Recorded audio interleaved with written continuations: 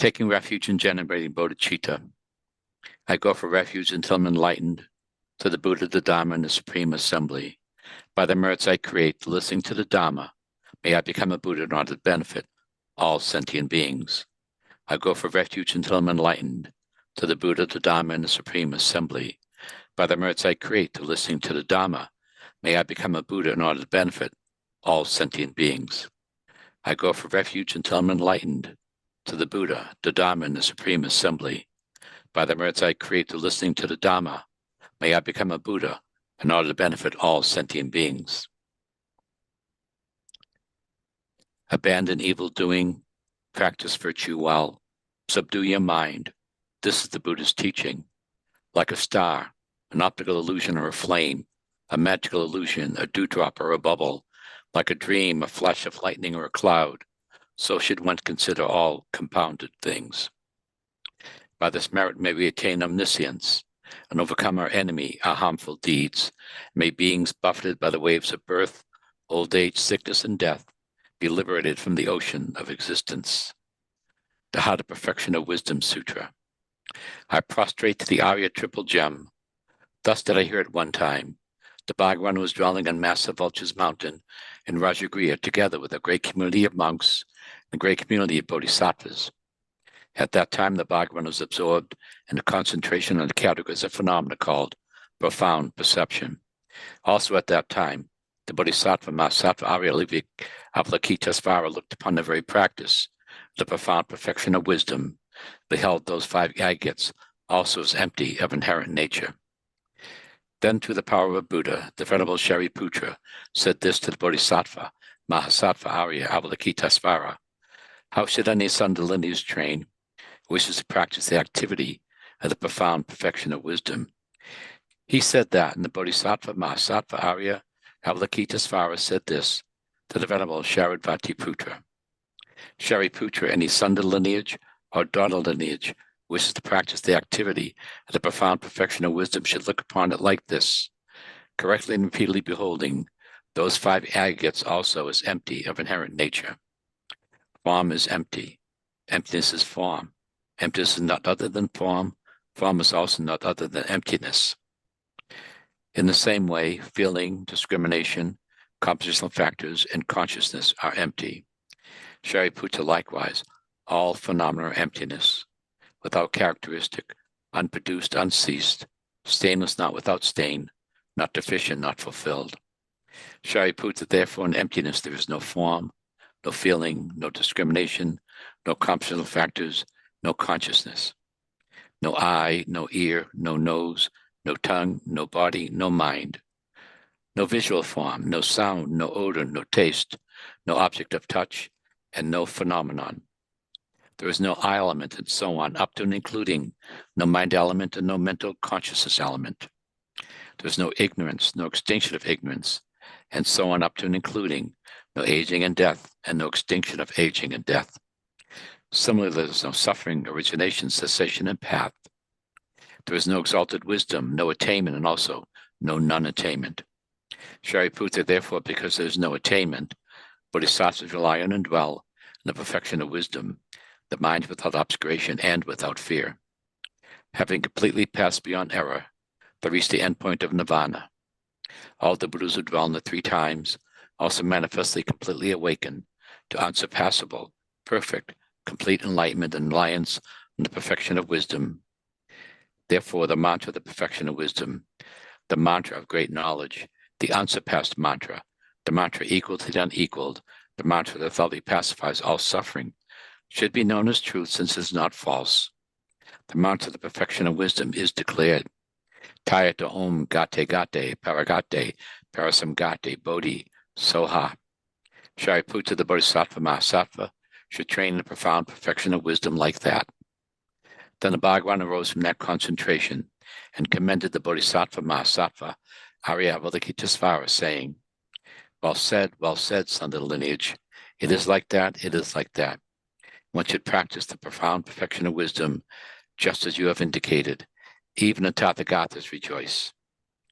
The Bhagavan having thus spoken, the Venerable Shariputra, the Bodhisattva Mahasattva Arya Avalokitesvara, and those surrounding in their entirety, along with the world of gods, humans, asuras, and Gandharvas, were overjoyed and highly praised that spoken by the Bhagawan. Praise to Manjushri. Homage to my Guru and Protector Manjushri, who holds to his heart a scriptural text, symbolic of his seeing of all things as they are, whose understanding shines forth as the sun, untouched by delusions or traces of ignorance, who teaches in 60 ways with the loving compassion of a father for his only son.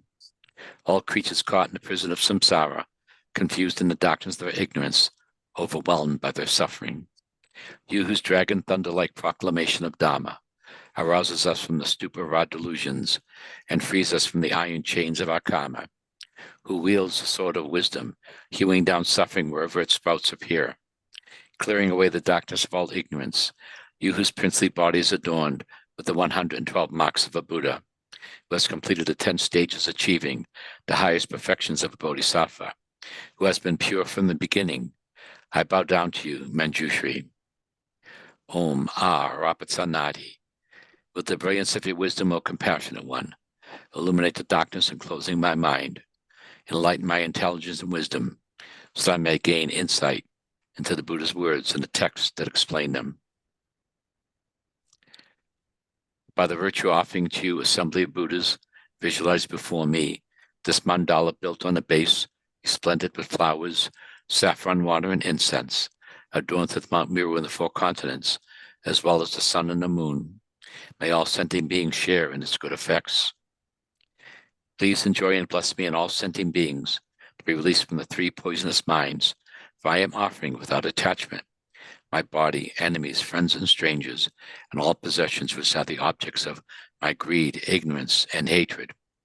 O holy and venerable Lama, from the clouds of compassion that form, in the skies of your Dhammakaya wisdom, please release a rain of vast and profound Dhamma, precisely in accordance with the needs of those to be trained.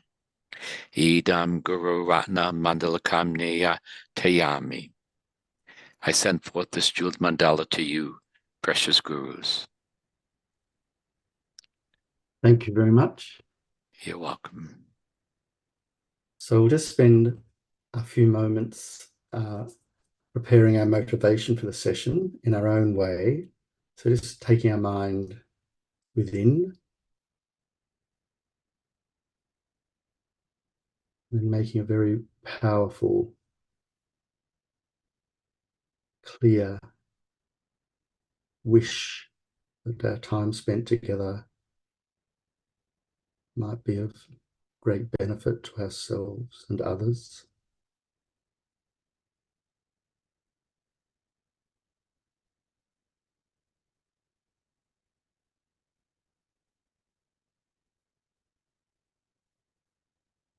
I just thought to share a little story at the beginning. I attend the Tara Institute Healing Group as one of the sort of presenters. I'm not a very frequent presenter, but when I do attend, I always come away very, very moved by that time of sharing with many people who are struggling with life-threatening illnesses. And while having a cup of tea at the end of the session in the dining room outside the Gompa, Geshe Doga unexpectedly wandered through from the courtyard, and he stopped to address everyone at the table. And he mainly addressed everyone gesturally, which I found very, very interesting. He said to everyone to have happy mind, happy mind, happy mind. So it was this gesture of sweeping the entirety of everything up and bringing it in to the mind itself. And I found that's a very, very powerful moment, because we've been dealing with the same topic in the healing group, trying to introduce ways in which people facing a life-threatening illness can resort to refuge within, rather than freaking out, if you like, and becoming scattered and even frightened and desperate. So it's a complete reversal.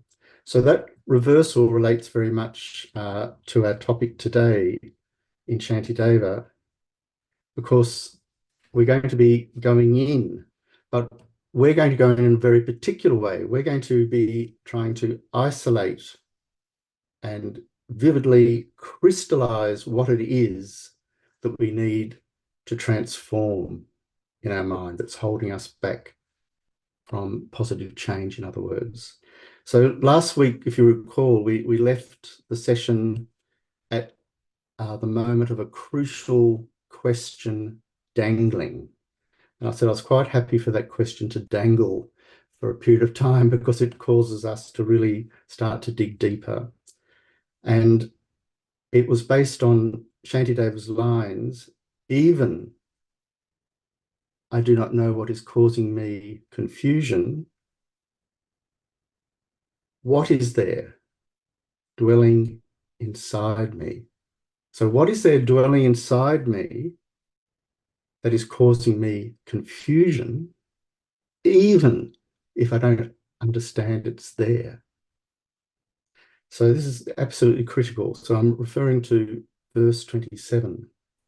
So Shantideva, in his customary, exceedingly logical, persuasive manner, now directly pursues precise identification of just what is causing me confusion and what is dwelling inside me, namely the kleshas, the afflictions. And this is made evident by Gyaltsabje's very helpful and illuminating headings and subheadings at this section of his own commentary on these verses. So his main heading here is conscientiously abandoning the afflictions. And conscientiously here means also that we're aware of the afflictions and therefore wish to abandon them.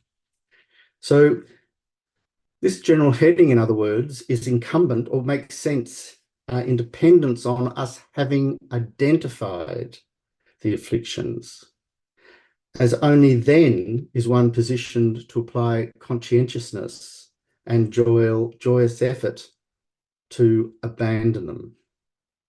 Put another way, one cannot even begin to think of conscientiously abandoning anything with whatever means unless it has first been identified. So Gyaltsabje introduces three subheadings under this point. Firstly, contemplating how the afflictions harm oneself. Secondly, how it is unsuitable to meditate on patience for the afflictions. I think we might use the word tolerance there rather than patience, if we like. We're tolerant of the afflictions, we allow them to be there. And thirdly, to generating courage to destroy them. So this is really setting out the pathway of Shantideva's argumentative design in the forthcoming verses. So the first verse we're going to look at today will fall under the first subheading, contemplating how the afflictions harm oneself. And this, again, has four internal subdivisions. And these are very key. That's why I'm enumerating them. It's not to be pedantic or sort of overly particular. It's because Gyaltsabje, on behalf of Shantideva, is pinpointing precisely the detail of Shantideva's intent. So the afflictions harm us because they take away our freedom. Secondly, they generate boundless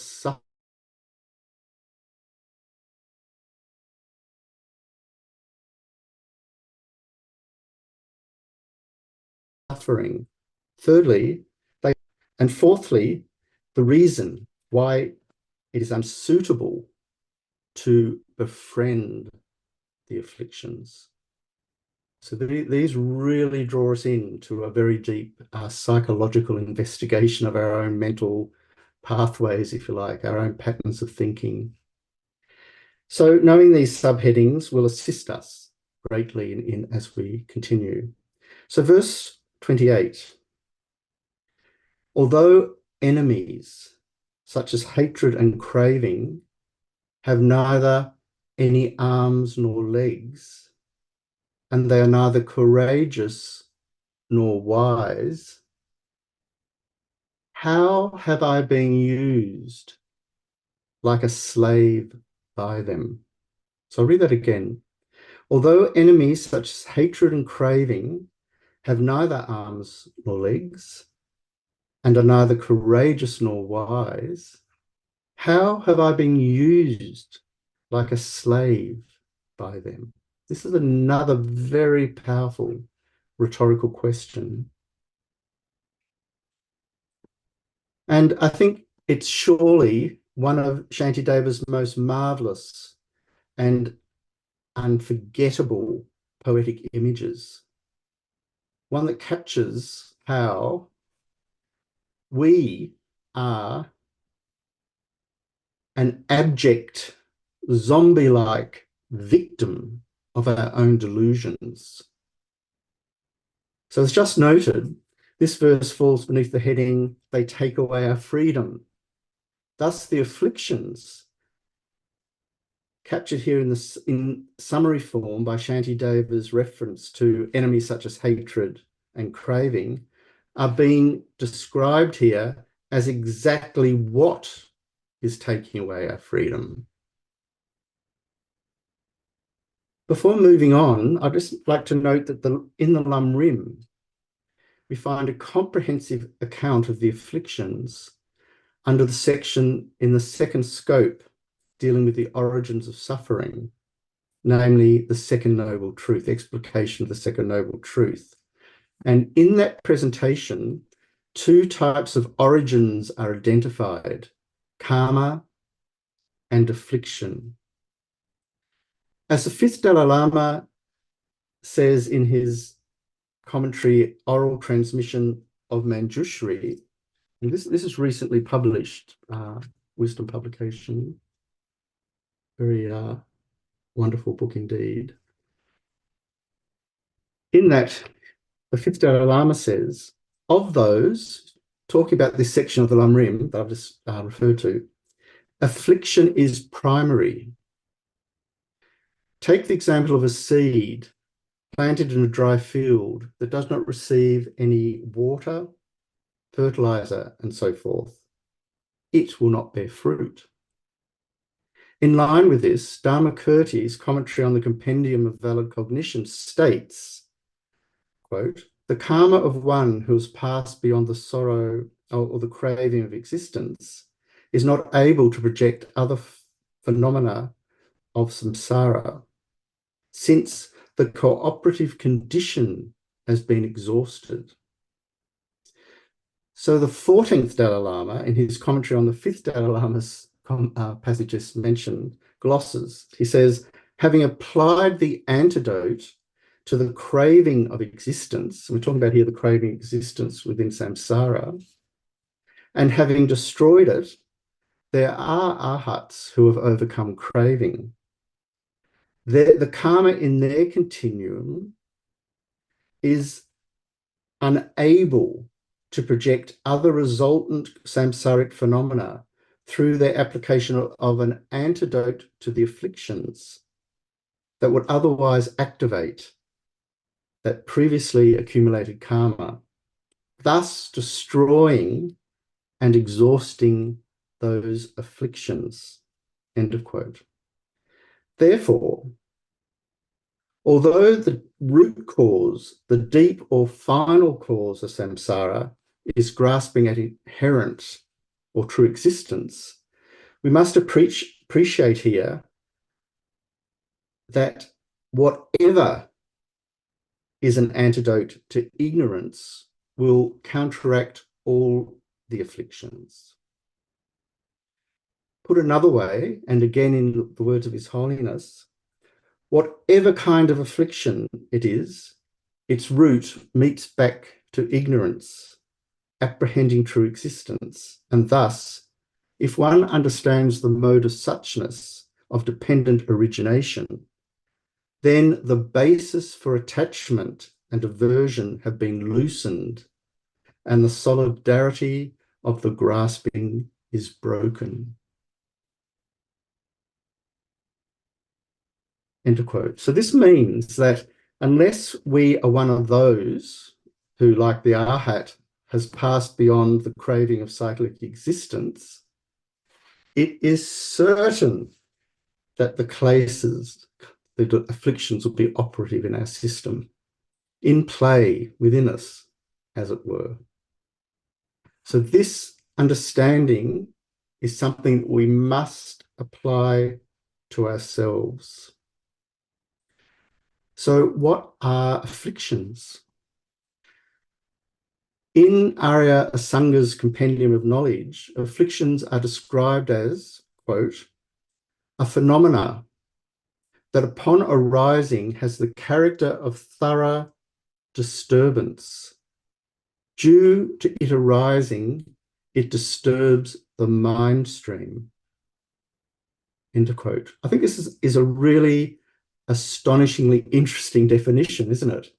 Because it's exactly saying that we identify an affliction phenomenologically by the experience of it arising and being in direct contact with that experience. The nature of that experience is going to colour and define if it is an affliction or not. And if it's a disturbing experience, then yes, it is due to the arising of an affliction.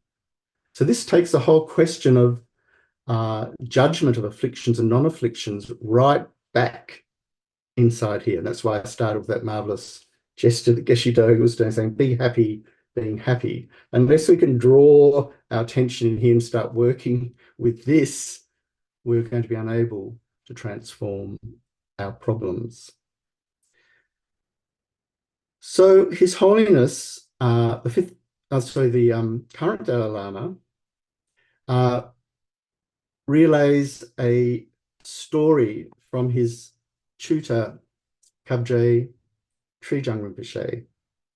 And it's a very, very useful anecdote in this particular context. A person from Chakdring who was living in Lhasa became deeply distraught and decided to commit suicide by jumping into the Yarlung Sangpo River. Knowing he would not be able to spontaneously jump in, he brought a bottle of alcohol with him and went towards the back of the river.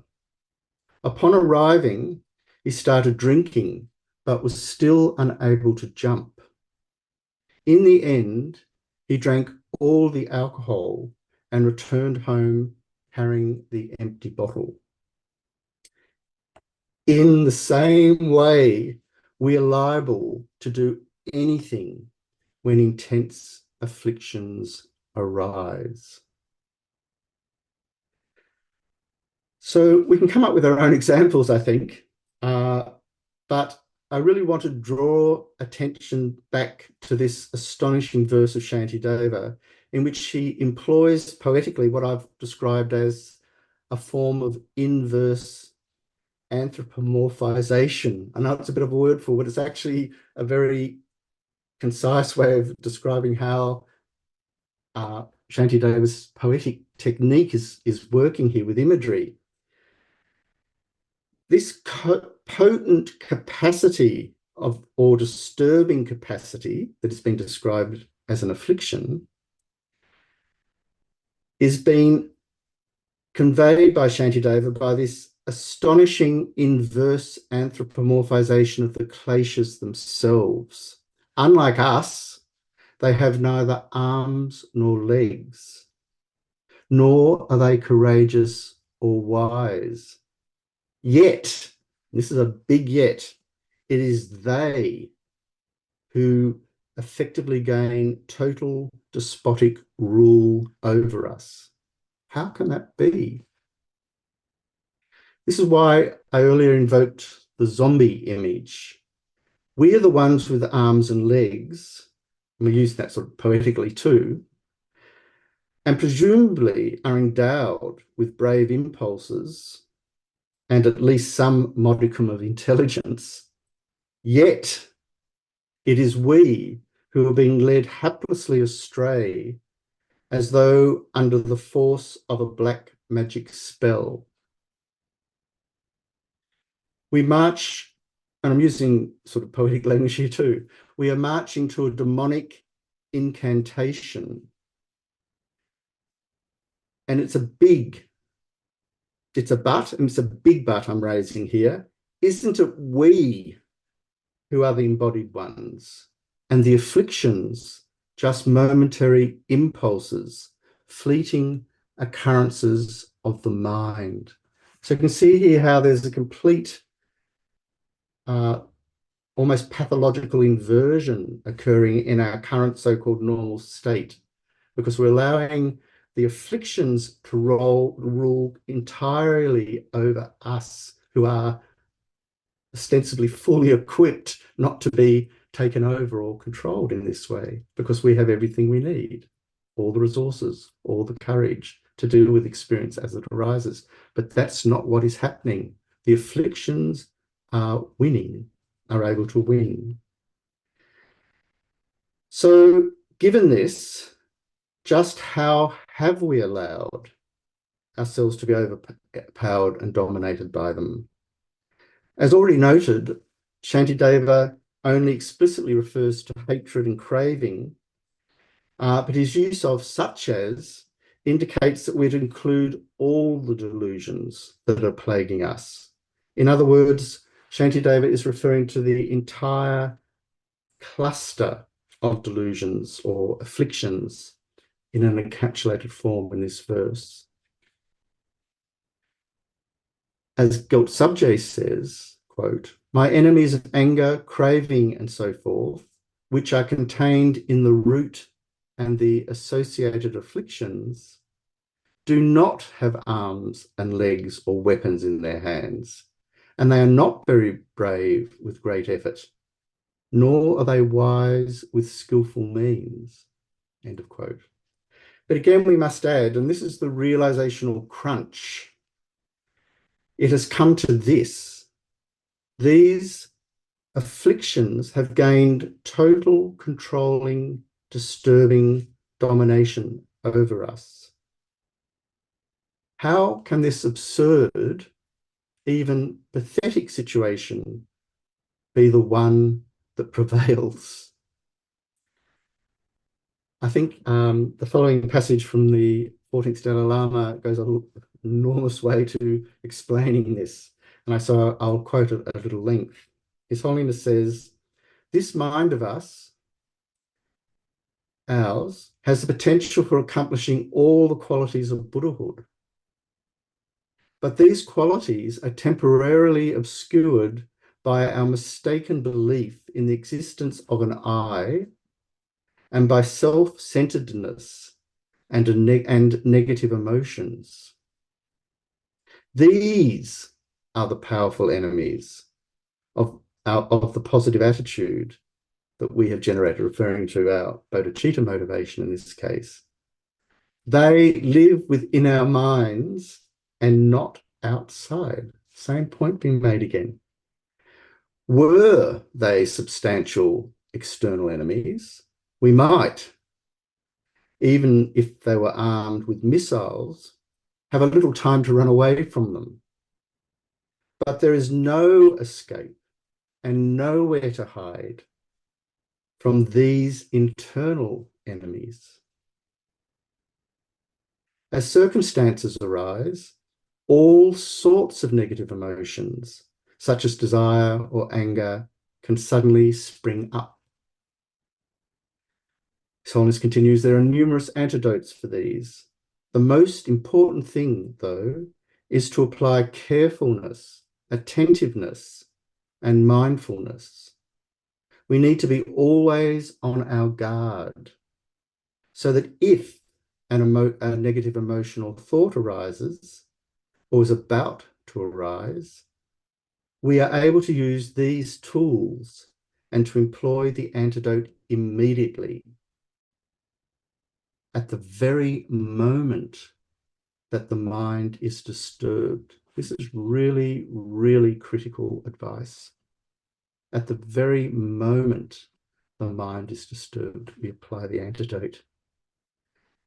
His Holiness adds, "When we practice in this way with carefulness, conscientiousness, which is our topic for this chapter of Shantideva, negative emotions become less and less powerful, end of quote. So returning to Shantideva's verse, he's raising a powerful, even plaintive, rhetorical cry. How have I been used like a slave to them? And this is a call to locate and engage in precisely the type of vigilant, remedial, or antidotal activity that His Holiness has just proposed. One last thought on this before moving on. This appeal to explain how we have given in to something that is not even fledged with arms or legs actually requires that in order to re-establish our dignity and courage, we reclaim our agency, return it to ourselves, meaning in this context, returning it to the control of our wise and better self. And by better there, I mean one self, our self not mired, not immersed in self-centeredness and clinging to survival based on an erroneous view of reality, referring to the primordial ignorance that's producing the afflictions in the first place. So this is the only way, if we return to Gop Subj's subheading, they take away our freedom, that we can regain the freedom that our delusions have taken from us. Geshe-Doga says, for as long as the delusions have complete control or dominance over us, we don't have much choice. But if we recognize the afflictions for what they are, afflictions, then we have a chance of not being influenced by them. So in his extensive account of this verse, Geshe-Doga also stresses how, I'm just going to summarize here, by understanding how the afflictions, Geshe-Doga is asking us to understand how the afflictions are also what are behind people going to war, killing one another, and so forth. And therefore, we must have compassion towards those people because they're being driven also by the afflictions and these circumstances. It also means, of course, we have to have compassion to with ourselves when we're being driven by the afflictions. It's actually a form of very deep compassion because it's based on a more accurate view of our problem and our reality. It's not going to waver or melt away very easily at all because it's based on an understanding of our actual plight. So this is something to keep in mind. So the real motivator behind these people going to war's negative action, therefore, does not reside intrinsically within them. And this has obvious implications for how we view social responsibility and social accountability. And I just might mention here that His Holiness is therefore always stressing when he's presenting the idea of secular ethics, that we begin to present these sorts of topics to children in school so that they have the opportunity to become truly responsible citizens as they grow up, because they have a firm foundation in a very, very real sense of ethics. So one last point before leaving this amazing verse is to consider how the afflictions do not just injure us in the short term or the immediate sense, but they also impact on how we will be reborn, what kind of rebirth state will arise, and even what conditions, supplementary conditions, will surround that rebirth state from life to life. even in far off distant lifetimes. This is something you have to bear in mind as well when the afflictions are in play. They're not just damaging us now or taking away our freedom now, but they're taking away our freedom in this long-term sense. And that's a very serious thing to consider. Thus, that we might find ourselves in the lower realms is therefore traceable back to this same issue. We have not overcome the afflictions in the past, nor sought to apply an antidote that would render them, not us, powerless. So in this way, we arrive at the second subheading of Got Subjay and the next verse. They generate boundless suffering. Verse 29, for while they dwell within my mind, at their pleasure they cause me harm. Yet I patiently endure them without any anger. But this is an inappropriate and shameful time for patience. This patience here is really indulgence. We're in effect indulging the presence of the afflictions by not opposing them. As simple as that.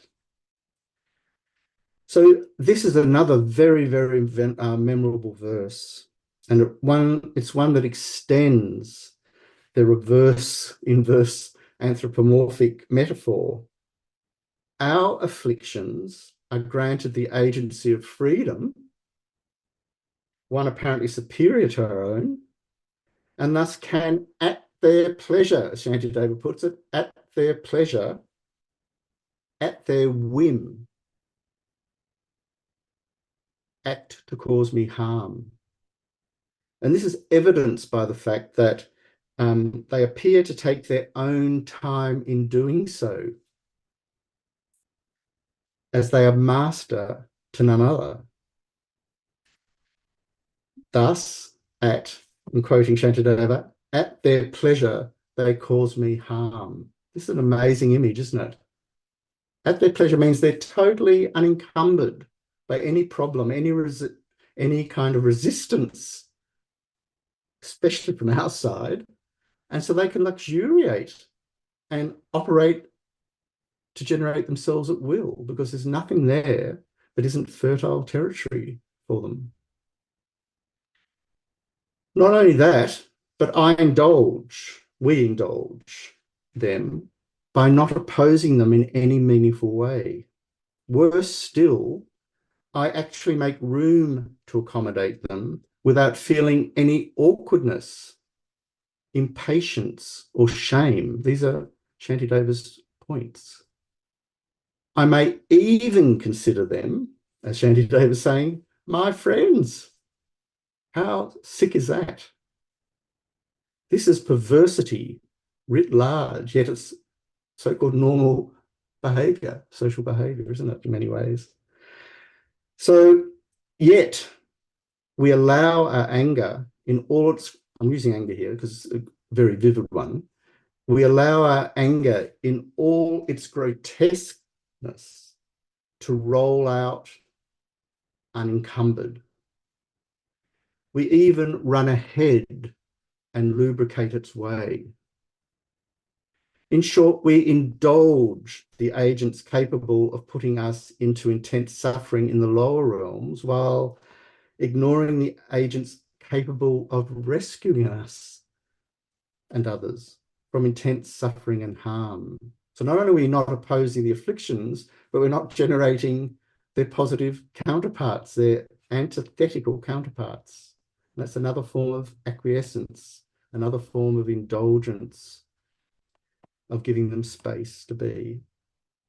So in such grim circumstances, the afflictions, though in fact dreadful, I'm using the word dread deliberately, are being joyously anointed in sacrificial blood. And I'm using the word here in relation to warfare, that the victor in a war feels exultant joy that they have accomplished their act of killing and destruction. This is anointing the affliction in blood, in effect. It's reinforcing the behavior by seeing it as a source of triumphalism, if you like. I'm not referring to particular wars here, I'm referring to war in general, and I'm referring to war as a kind of image of how the afflictions go out to do incredible harm, result in incredible harm. So His Holiness says, therefore, it is important to understand that the so-called afflictions have been our fundamental self-sabotaging enemy within beginningless samsara up until now. Even the renowned scourges of this earth, however unyielding and evil, may only harm us in this one lifetime. And an ordinary enemy, no matter how strong, at most they can only harm our life. But more than that, they can never force us into suffering in a string of future lives. Therefore, ordinary enemies have no way to harm us throughout all our lifetimes. Yet, it is evident that the enemy of affliction, through making us temporarily angry, attached, proud, jealous, and so forth, bring forth limitless events of unhappiness, now and in the future, for ourselves and for others, up to even killing oneself out of self-loathing, being unable to cope, and so forth. End of quote. So it is in this unopposed, unthwarted way that they, the perpetrators, and now at least in a limited sense, the victors, get to generate boundless suffering. This is why we must tack exactly in the opposite direction by clearly identifying the afflictions before they arise and as they arise, and also after they have been arisen. We have to be absolutely thorough here. So His Holiness is saying, work on them as they arise. That's the absolutely critical thing to do, because if that gets out of hand, everything is out of hand. But even better would be to stop them from arising in the first place, and allowing for the fact that they have, which of course is going to occur, we have to be realistic, then immediately apply remedies backwards through the four opponent powers, through generating regret, making resolve, not perform a negative action based on that affliction again tomorrow in the future, and so forth. So trying to really, really comprehensively rework the situation from many sides at once until we dismantle them. So this will involve in eventually cutting them down and severing them at the very roots. And we should see no task as more vital than this. And so this is an invitation here to generate the wisdom, realizing the nature of things, emptiness as well, because without that realization, we're going to be unable to cut the afflictions at their root. His Holiness says, we know firsthand that when we strive in methods to bring about their opposites, then afflictions do decrease. Therefore, it is certain that if we put effort in from our own side, that negative mental states can definitely be transformed. So we need to discover this experientially. And lest we become dismayed, as we sometimes may, I've heard His Holiness often say that if we're really trying to work out whether our practice is working or not just think whether we're doing better than we did yesterday, but to look back over a number of years and see, am I less angry? for example? Am I less proud? Am I kinder? Do I naturally have more empathetic compassion towards those people I meet? Do I have less capability of putting people into friend, enemy, and stranger categories based on superficial information, such as the shape of their hair, cut, and so forth, all the incredibly trivial things that we use to structure a world conforming with an egotistical expectation. So to think in the longer term, we'll have an opportunity to gain some courage that, in fact, yes, the afflictions can be tackled and dissolved away. As the fifth Dalai Lama says, furthermore, if one identifies afflictions, the mind becoming as if it is clouded once attachment, aversion, and so on have arisen, is what is meant by disturbed. Thus, that was that definition we had earlier, thus it is on the basis of that kind of consciousness that thoroughly disturbs the mind stream that they should be identified.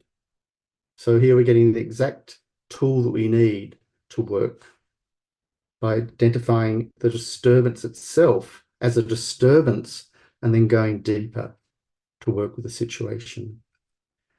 So, in other words, the emphasis here is on the experiential. It is because the dominant afflictions reside in our mind stream that they appear to be difficult to separate, like oil spilled on paper. This is particularly said of desire, because when a desire object arises and we magnify its desirous qualities, we get sucked into it and it gets sucked into us as though we merge to become one inseparable one. And that's why we feel such intense anxiety when someone tries to take away our desire object. It's as though part of our body is being torn from us. Shantideva has that marvelous image how children howl with despair when their sandcastles are destroyed. You know, kids playing in the sand on the beach is exactly what kids do. They howl in despair when someone steps on their sandcastle. We're those kids crying despair every time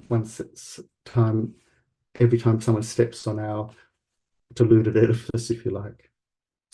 So clear knowledge of the specific characteristics of the afflictions is also indispensable.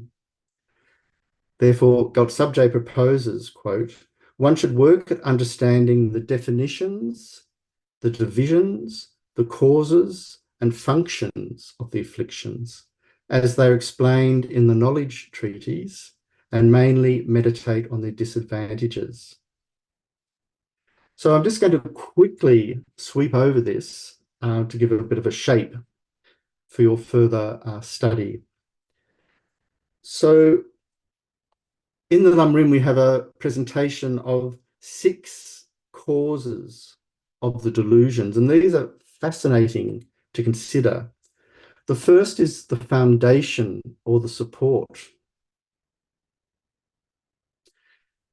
This refers to the base of the afflictions, namely the seeds or the latencies. In the words of Prabhupada Rinpoche, just as when one is unable to uproot the seeds of an illness, even the smallest piece of food can provoke illness, so that when one meets with a certain condition, one will readily develop a delusion in one's mind stream because one has the seeds of delusions. These ready to sprout seeds are the foundation of instinct for this to happen. This is an amazing passage to consider. The seeds of the afflictions are there.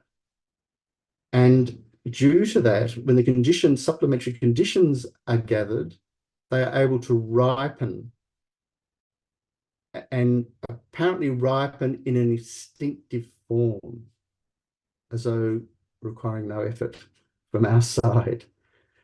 So the Buddhist view of instinct here, I think, provides a radical alternative to Western psychological models. I just mentioned this in passing, grounded in Freudian notions of unconscious impulses or drives that fall beneath the range of the ego.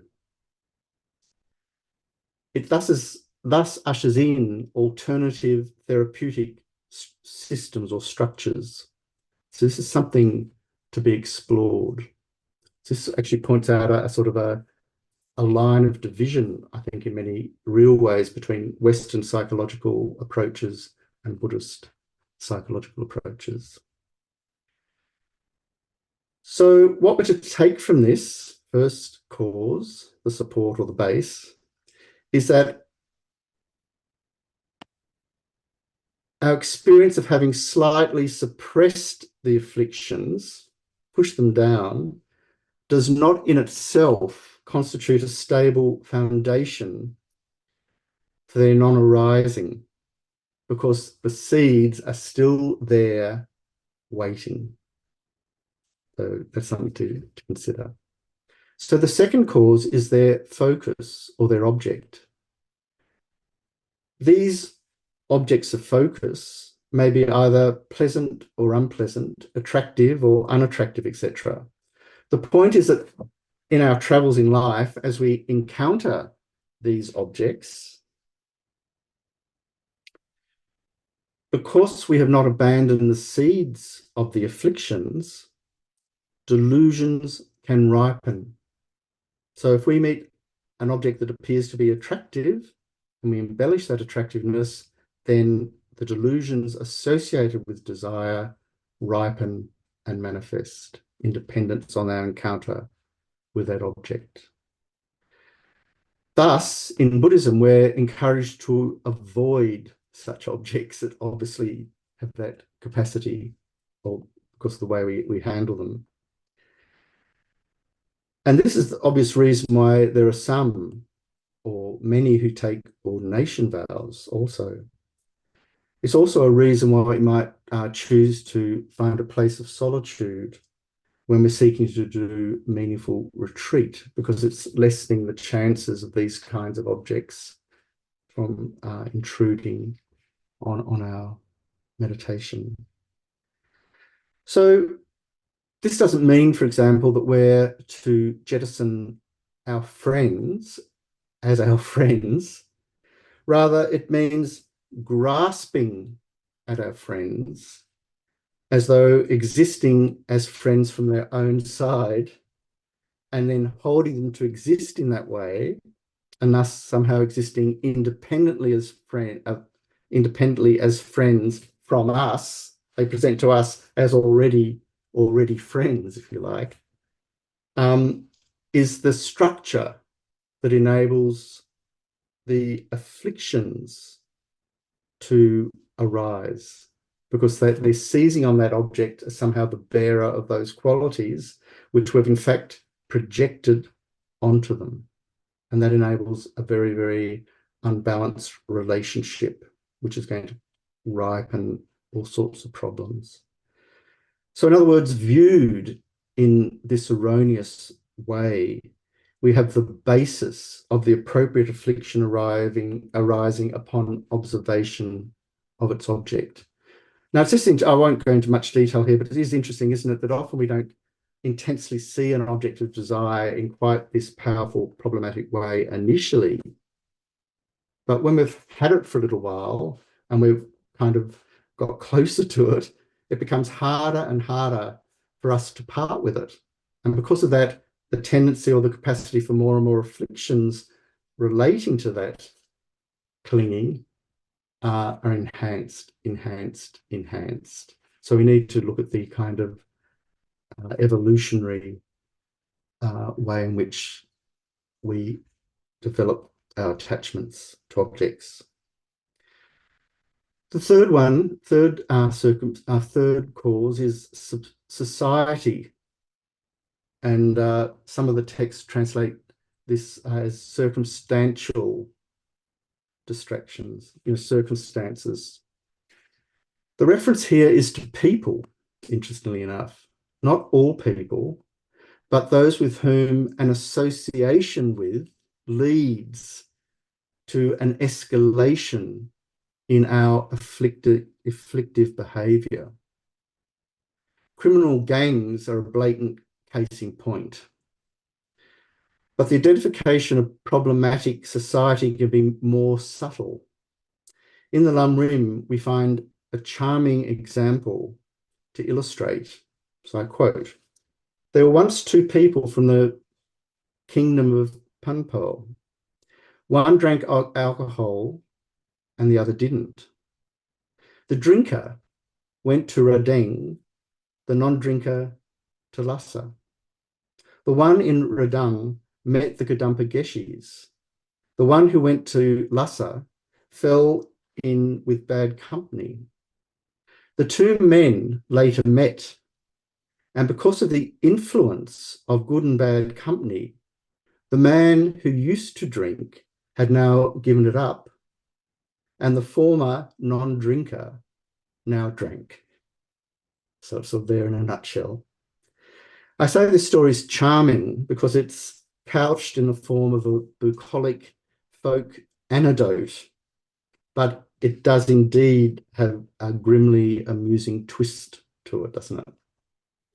So in considering this point, wondering whether we in our contemporary technological digital context must extend this notion of society to include those we befriend or unbefriend on social media. As we know, I'm just throwing this in, the social media companies use algorithms to channel us into increasingly extreme viewpoints by enticing us with often inflammatory and reality untested clickbait. So we become more and more extreme. We get more introduced to a more and more extreme sociality, if you like, which then has a deeper and deeper influence on us and creates the capacity for all sorts of new afflictions and increased afflictions to arise. The fourth factor is discussion or dialogue. This involves reading books, giving instructions that seem plausible, but still generate delusions. In modern parlance, we might call this ideology. This is because it also pertains to group discussions about topics. And in Prabhakara's text, he gives examples of discussions about the king, the army, women, lawsuits, and so on. But we must also include here teachers or influencers who might be a source of increasing one's afflictions via faulty explanations. And again, the main point is that such can function as a cause to develop delusions. The fifth is familiarity. And this involves very much the point made earlier about the ripening seeds of similar nature from past lifetimes giving rise to a common continuity of results. What I'm getting at here is if we're continuously angry, we create conditions in which continuous anger can apparently continuously arise in a continuous future. We kind of create a continuum which has actually been carved out by the generation of affliction through the power of familiarity. It's what we do. We're used to it. His Holiness observes, quote, "Thus, even if we contemplate that it is wrong to put energy into an afflicted side of things, it is still hard to stop them, the afflictions. And on the virtuous side of things, however much we analyze reasonings, the scriptures and so forth, and recollect the Guru's teachings and contemplate these, it is so difficult for the mind to change." This happens, says His Holiness, due to the intensity of our habituation. So again, this is something to bear in mind if we're struggling with the fact that our practice doesn't seem to be working. It's because we're so deeply familiar with non-practice that if we start to do some practice, it doesn't have the immediate capacity to absolutely turn things around. It's not to be unexpected, actually, when you realize the nature of these causes. So, in the words of Pabonka, the power of familiarity means practicing all the time, no matter what we may be doing, walking, sleeping, or sitting, by using methods that increase both types of bodhicitta. The thoughts of Mahatma Bodhisattvas are beyond us, as are their deeds, such as sacrificing one's head, arms, and legs. Yet these are the results of familiarity. Meditation and familiarity are synonymous. How could it be easy for us to even drink tea out of a bowl were we not already familiar with doing this? So the point here is that there isn't anything wrong with familiarity in itself. In fact, it's vital to be familiar with virtue, but it's also vital to unfamiliarize ourselves with our familiarization of non-virtue. This is what we're getting at here. We have to break the hold of that perverse familiarity. And so the sixth cause is unrealistic thinking. And we might call this inappropriate attention. And it refers to the process by which we build up via exaggeration the perceived qualities of an object that is held by an afflicted mind of anger, attachment, and so forth. In other words, as I described a little earlier in relation to anger, we project our exaggerations towards the object and superimpose them on them. Vonka gives the following example. Regarding the object of one's attachment, clothing, for example, one thinks that it has fine colours, a beautiful cut, a lovely belt, and so on. Regarding the object of one's hostility, an enemy, for instance, one thinks, they did this to me, they did this harm, and afterwards told me that and that to me. One thinks over and again about these pleasant or unpleasant objects. So this unrealistic thinking is something we engage in a lot of the time. A lot of our conceptual activity, unfortunately, is caught up in this process. When we recollect a situation where we felt really angry, and we go through why we got angry, and then we feel really angry again, and then we think about the situation more and feel even more angry, we're kind of building an edifice out of this unwieldy process of projected exaggerations being sent out. And this provides an absolutely fertile ground for the ripening of the seeds of the afflictions. So Geshe Doga investigates this topic along very similar lines to Babonka's presentation in the Liberation in the Palm of the Hand. And Geshe Doga says, likewise with anger, when one thinks about someone who has inflicted harm upon us, the more we pay attention to what they did and thinking how they have harmed me in the past, they used this kind of measure to harm me. They harmed me just the other day, and they'll harm me again in the future. So in this way, the more we pay attention, thinking again and again about how they have harmed us, the more reasons we find, to become angry with them. It's almost as though we're generating the conditions to be more and more angry deliberately, willfully, by this process of regurgitating and further embellishing.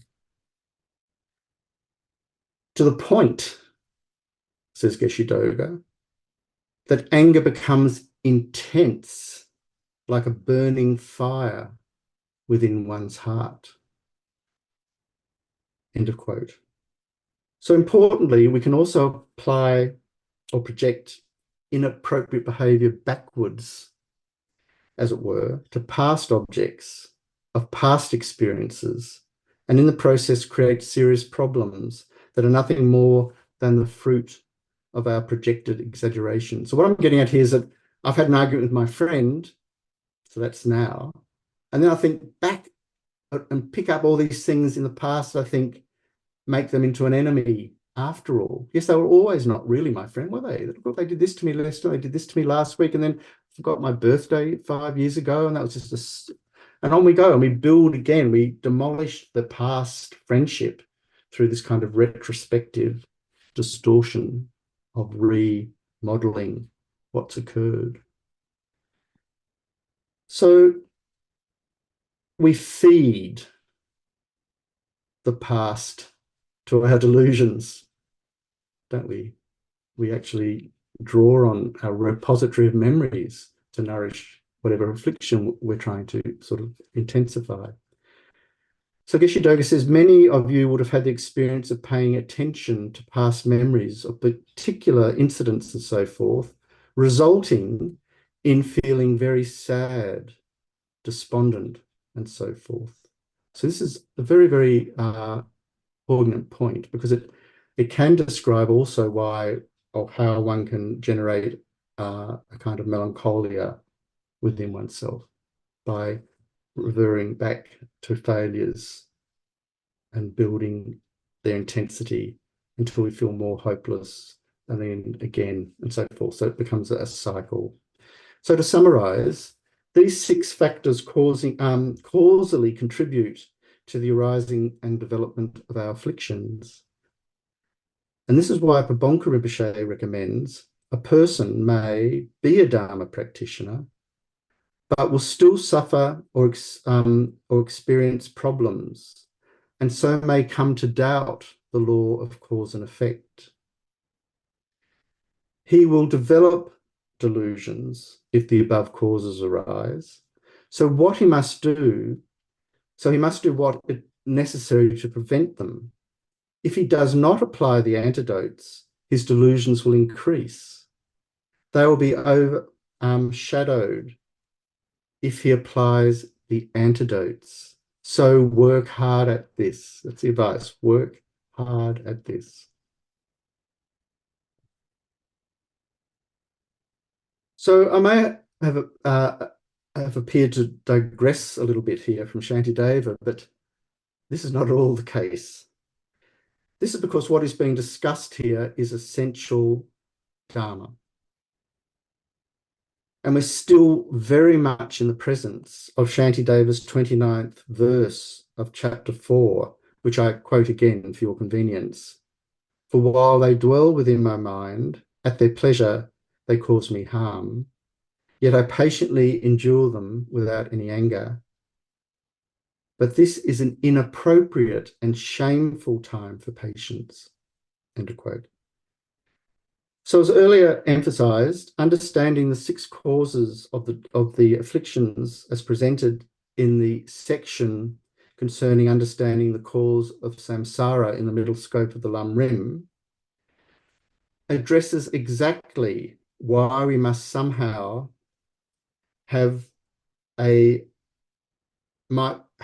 addresses how we might appear to have a perverse capacity to patiently endure the delusions without any anger, without any sign of impatience with them. The delusions are our enemies. So how indeed do we conjure a situation where we grant them greater performative freedom than we do our own flesh and blood friends?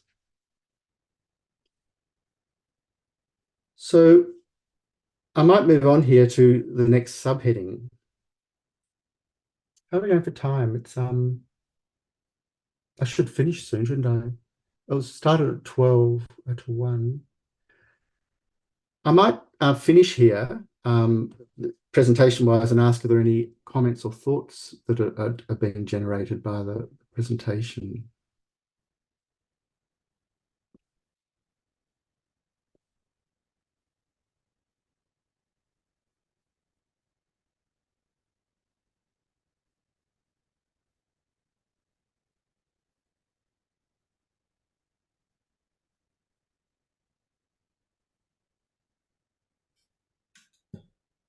This is not specifically about your presentation, if you can indulge me.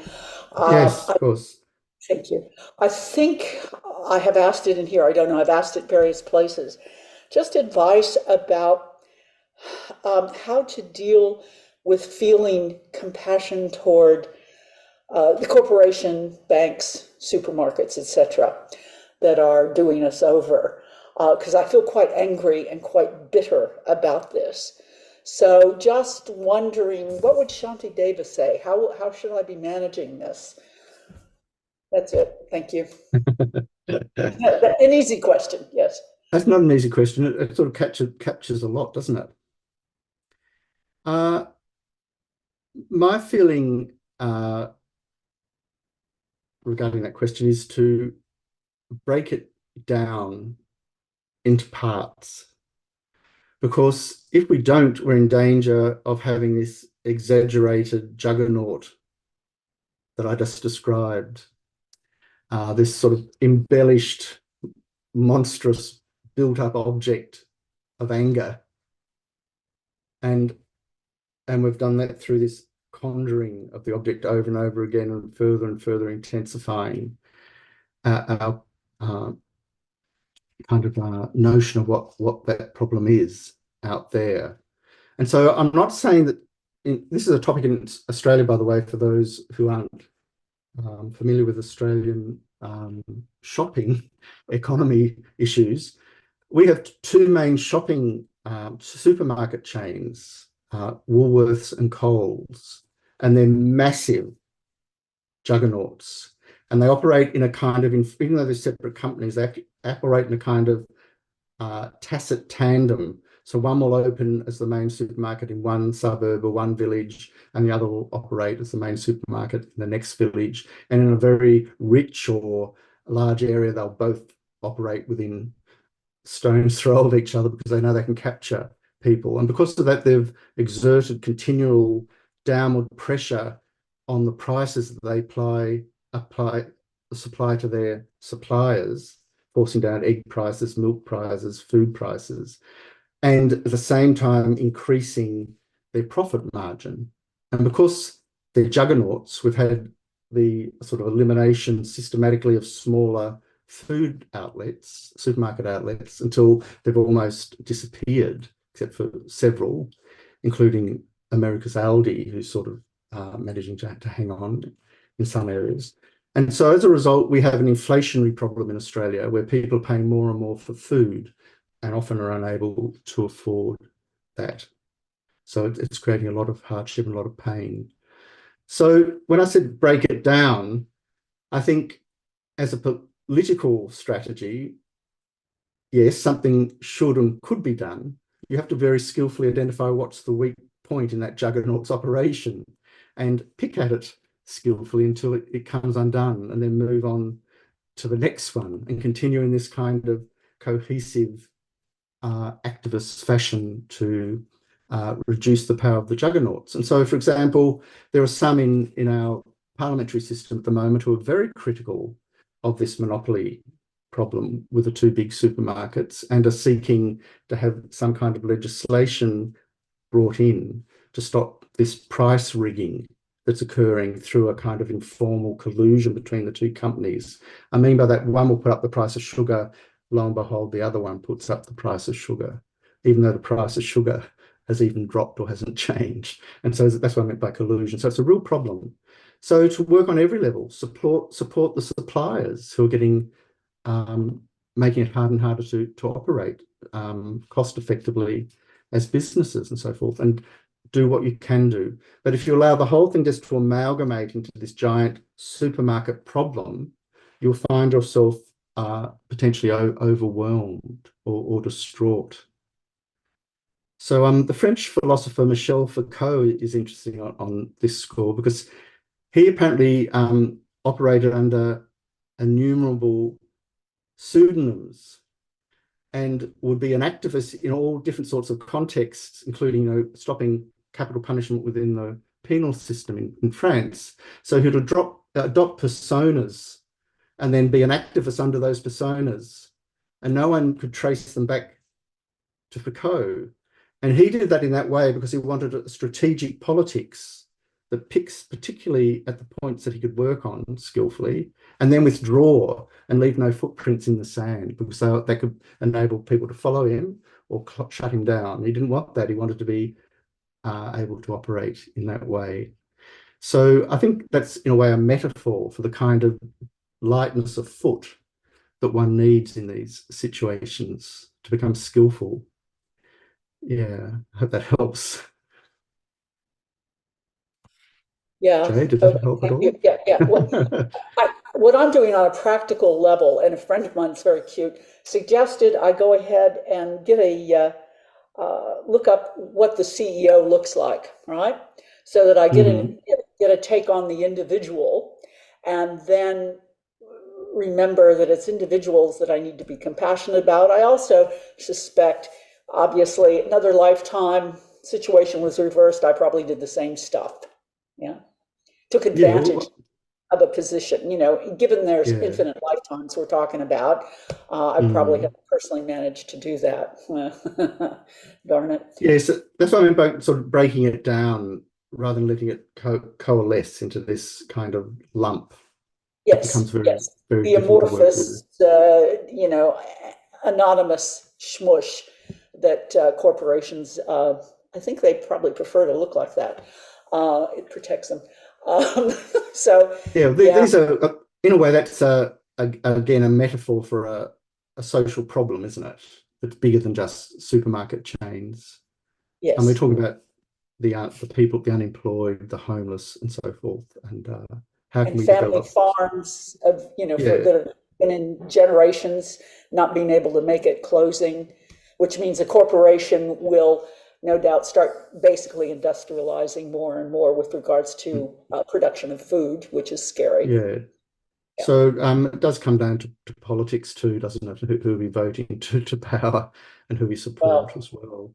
And feeling that they're all the same is kind of, prevalent. But that's again maybe creating another juggernaut.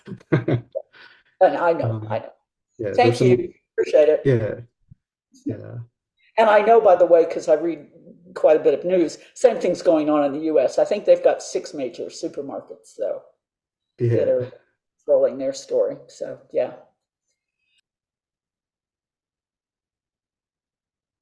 So it's not an irrelevant question to our topic, actually, is it?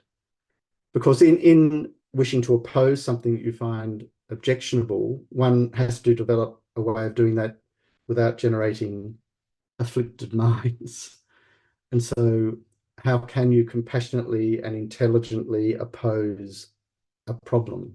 This is a great and wonderful challenge, and it can be done. So you can approach a problem without becoming angry and deal with it very, very effectively through letter writing and speeches or whatever it is action you choose to take. But the moment you allow anger to take over, it becomes all-consuming. And I do know some political activists get to a point of their activist careers where they get burnt out because they can't bear it anymore. Things haven't changed the way they wanted to, and they kind of can't function.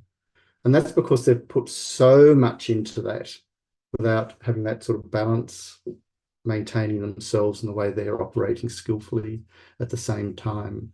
So that's something to bear in mind as a practitioner. Sit on your cushion and meditate on compassion for the director of these companies, for example, as Yeah. well to avoid burnout, to also direct compassion towards yourself. You know, Yes, exactly. I Yeah. think that's really important because I worked in the helping professions, and I know so many people who got burnt out and who were, it was sad, very sad to Mm, see.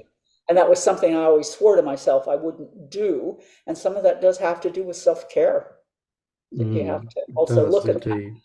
Yeah. Yeah, so the power of rest is really important, as Shantideva emphasizes elsewhere in his wonderful text. He says, times you have to actually just step back and rest in order to get up again and act. You know, if you keep trying to act, you can get exhausted, and that will then create one of the conditions, won't it, for the afflictions to get a hold of you again, potentially.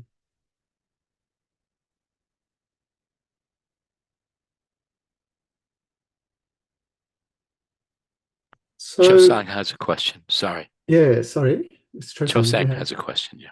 yeah, thank you. Well, I don't have a question, but because I'm very active in organic agriculture and have been for over 40 years, consumers have a huge choice, and you Mhm, don't have to go to those stores. There's mhm, farmers markets, there's local people who grow vegetables you can support, there's community supported agriculture. You could even grow your own food, some of it, a lot of it mhm. actually, in a very small patio. So I don't put my, I am disgusted Eggs in one by, basket. I get disgusted with industrial agriculture because it's so connected to a totally unhealthy way of being. But I let my money vote where my fork goes or my Mhm, chopsticks go.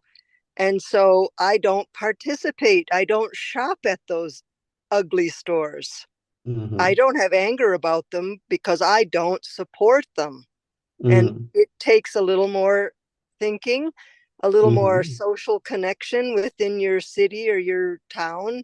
And if you don't live in a town or a city, well, then you must live near people who have animals, who are Growing things. milking cows or Yeah. goats or chickens, and you go to them directly and buy directly from them. The answer is Mm, pretty easy, mhm. actually. Just don't go to those stores. That's my suggestion, because I've been doing it for a long time, my whole life, not going to those Wonderful. stores. Yeah. Yeah. Anyway, Thank you.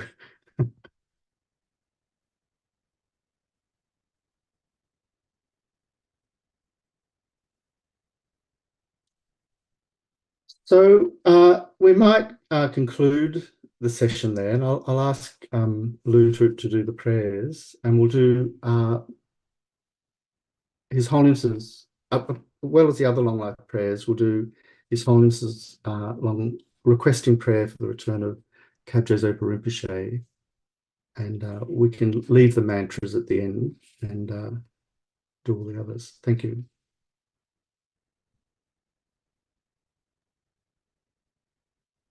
So you wanted to do both long life prayers And for His to Holiness. do, yeah, both long life prayers for His Holiness and for our lamas, our gurus, other Mhm. gurus, and request and do the His Holiness's requesting prayer for Lama Zopa Rinpoche's quick return. Both of them are just His Holiness's. His Holiness's, yeah. Okay. Just for time, yeah.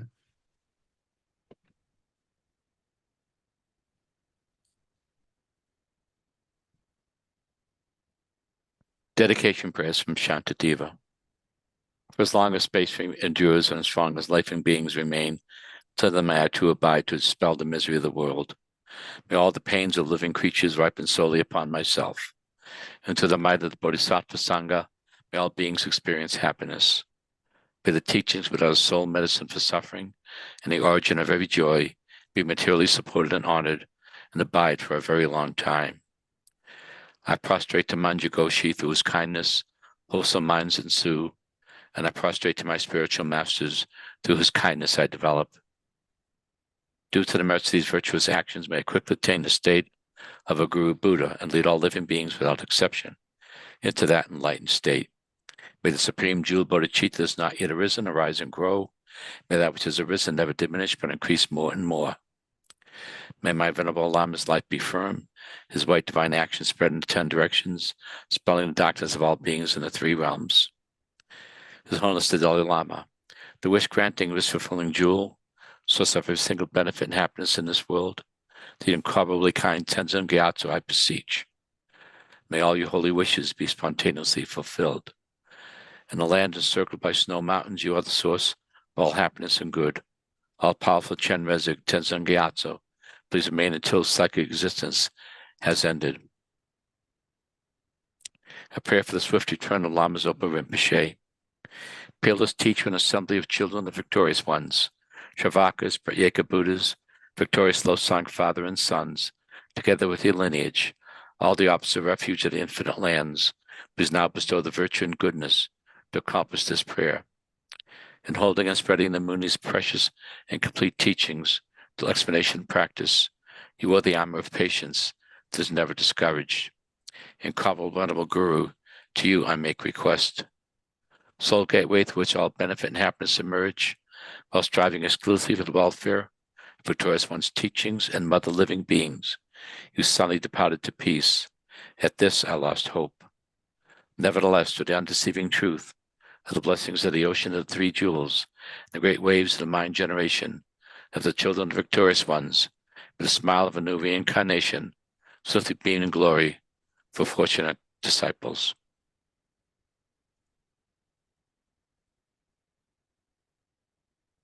So thanks, everyone. And I'm going to continue from verse 30 next week.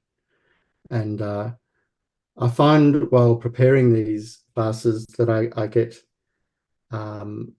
so engaged by the sheer intensity of Shantideva's arguments that it's almost overwhelming. So I'm a bit conscious that when I'm also presenting, I don't want to overwhelm you with that intensity of point making that Shantideva's engaged in, but there is a real power in that forcefulness of Shantideva, and that's one of the reasons I think that His Holiness asks us to go over Shantideva's text again and again and again, because each time it comes in from a slightly different angle and works on something in a slightly different way, and so it has enormous power, accumulative power over time. So I'm really wishing to convey the linkages between the verses as being as crucial as the content of the individual verses, because it's that argumentative design of Shantideva's composition that is so amazingly persuasive. It just keeps pushing us on and on and on in the most wonderful way towards actualizing the Bodhisattva ideals. And so we're at that very painful moment in the text where we're trying to sever our relationship to the afflictions. And that is so difficult and so critically important to start with. And that's why the last couple of classes have been quite hard-hitting, because the content of Shantideva's extraordinary intent in his verses, I think you would agree. So I hope that helps a little bit put into context. So I'll lighten up when the text lightens up, but at the moment I'm unable to, because I'm being really confronted as well. I'm going about my day here in Kyneton, looking at the trees and the birds and the people and things and thinking, what is my mind doing? Am I maximizing this opportunity to be practicing? And it's fascinating, isn't it? To capture oneself on the run, as it were, and peep in on one's ordinary mentation and witness the nature of the evolutions of an afflictive thought. And I had the experience yesterday of catching a train to Melbourne, and I jumped into a crowded carriage, and I don't like traveling backwards, meaning I don't like my back to the forward position and looking the way I've come. I like to look into the way I've come. I feel more comfortable when I'm traveling. And there were no seats facing that way. And I realized that burning away somewhere was this resentment of those people sitting in the right direction, according to me. And I was being denied my seat by them. And this was all happening, even though I was thinking, wait a minute, this is not really appropriate behavior, Ross. But there it was, a kind of festering mood that could easily lead to a altercation. If someone, I found a seat, for example, suddenly facing the right direction, and as I moved towards it, someone else was moving towards it, and I'd instinctively want to get there first, according to this logic that I had. And then if they got it first, I would then maybe say, oh, that was my, we say it, don't we? That was my seat. What do you mean my seat? There's no such thing as my seat. I've imputed my seat to that one, projecting it from my own mind state. There's nothing intrinsically my seat in that seat. It was just a seat sitting there, waiting to be occupied by whoever. But it doesn't appear like that to desire. And so that was the perfect arena for a whole cluster, potentially, of negative thoughts to arise. But instead of that, I ended up sitting the wrong way with three women who were best friends from the country, and they'd gone to the city for the day to look at a flower show.